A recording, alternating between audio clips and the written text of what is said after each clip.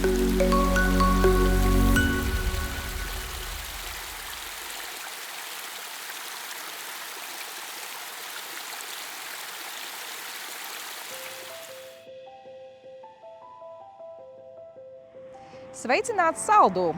Mēs atrodamies Saldus pilskalnā. Kā vietējie dēvē šo vietu pasaules malā, kas ir viena no skaistākajām Saldus ainavām. Saldus atrodas ieplakākā bļodā.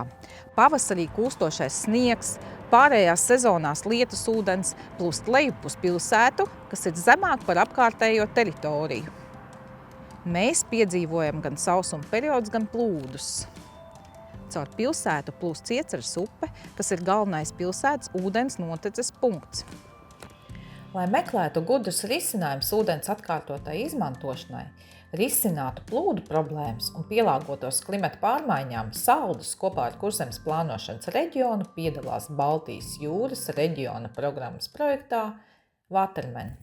Ar projektu mēs gatavojamies risināt lietas ūdeņu problēmas, respektīvi stipri lietas gāžu laikā Saldū vairākas vietas applūst. Un šis ir viens no rajoniem, kur veidojās šī problēma. Tātad mums ir Striķu iela, pa kuru lietas ūdeņi tad plūst uz leju. Un mums ir arī esošā lietas kanalizācija, arī, kura caur Kalpaka laukumu savāc lietas ūdeņus. Projekta mērķis ir tātad pārtvert šo Striķielas ūdeņu plūsmu un savākt lietas ūdeņus no esošās lietas kanalizācijas un uzkrāt viņus šeit plānotajā rezervārā. Tālāk jau ūdeņus no šī rezervāra mēs plānojam izmantot Strūklakā, kuru plānot ar laukumu otrā pusē. Lietas ūdeņus, kur uzkrāt rezervārā, pirms izmantošanas speciāli sagatavos un tālāk jau izmantos Strūklakā. Papildus no rezervāra ūdeņus būs iespējams izmantot arī augu laistīšanai un arī pieguļošo ielu laistīšanai.